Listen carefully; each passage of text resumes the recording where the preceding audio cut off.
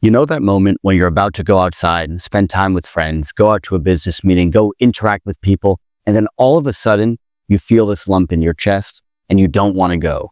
You can't really explain it. You just feel this sense of nervousness that you can't overcome. And well, that's really getting in the way of your social life. My name is Travis, and I'm a therapist who's passionate about self-development. And today I want to go into a 3-step process to help you conquer your social anxiety. So what is social anxiety? Social anxiety is this feeling, this tension, this apprehension we get to either being in social environments or entering into social environments. And anyone who experiences this on any level knows how crippling it can be, and honestly, how annoying it can be in a lot of ways. I mean, you want to go spend time with friends, you want to be in the moment, and it just totally takes you out of that. The first part of this process is going to be body practices. There are physical things we can do with our body to make it easier on us mentally to engage in these social situations. The first thing you want to do, and this applies to any sort of anxiety, any sort of stress, is breathe properly.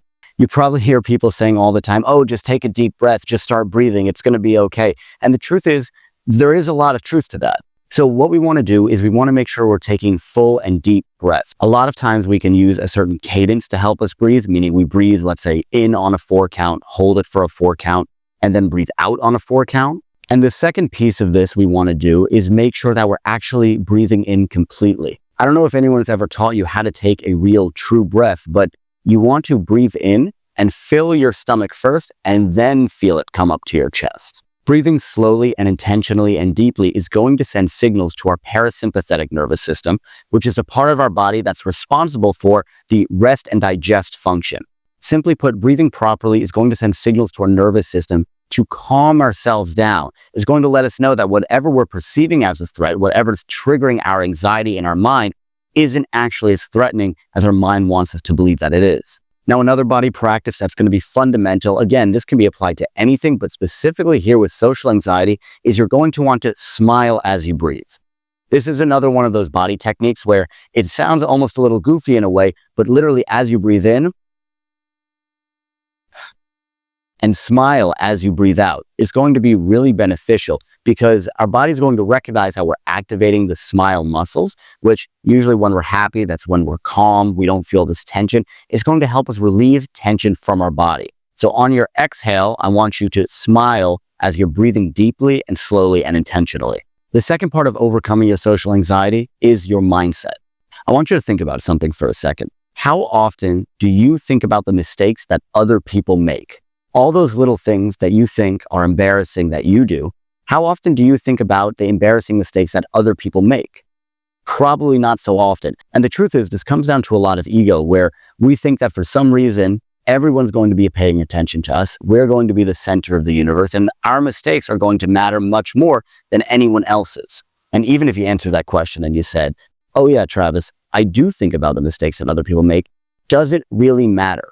Does you thinking about their mistakes really make a difference in their lives? The answer nearly 100% of the time is going to be no. It doesn't really make a difference. So I want you to go into this social interaction really thinking, okay, I know that no one's really paying attention to other people. We're so focused on ourselves. All of us, almost all the time, are so focused on ourselves that it makes it really difficult to think about, okay, the mistakes of other people. And even if you really think that other people are paying attention to your mistakes, it's important to recognize that, well, that doesn't really impact your life. And then the third piece of conquering your social anxiety is a technique. This is going to be something that's going to sound so simple, but it's not easy. A lot of things in psychology are like that, where we're reminded more than we're taught, and we just need to kind of keep reminding ourselves, almost keep it like a mantra in our head in a lot of ways. So this technique is focusing on the other person. I know it sounds simple, but it's not going to be easy at first, especially if you're really prone to anxiety and social anxiety and stressing about social interactions, feeling like people are always watching you, even though they're not. This is going to be the key to it, is focusing on the other person and going into social interactions and saying, I am curious about this other person's life. Let's say you're going out on a date, or you're going to meet a friend who you haven't seen in a while, and you're a little bit nervous, you don't really know what to say, you don't really know what to do, you're thinking, oh man, what are they going to think about me? I want you to focus on the other person. Tell yourself that this is an interesting person. This is someone who I'm curious about and I want to know more about. What this does is it shifts the focus from this pressure on yourself to perform in this conversation to just actively engaging in the conversation. Instead of focusing on, oh man, what are they thinking of me? What are they going to think about me? Instead of the focus being turned inward, you're putting the focus outward. You're putting the focus externally.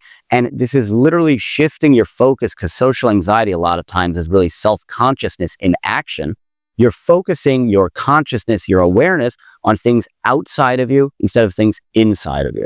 So this is the 3-step plan to conquering social anxiety. Focus on your breathing, focus on your body techniques, focus on the mindset. Remember, we barely think about other people, especially other people's mistakes. So how often are people really thinking about ours? And even if they are, it probably doesn't really matter so much. And then the third thing, focus on the other person. Take your focus away from yourself. That'll take the pressure off of you, and focus on finding out and engaging with the other person who you're talking to. Let me know in the comments what you think a great practice for overcoming social anxiety is. Subscribe if you found this valuable, share it with a friend, and remember to hit life on all cylinders.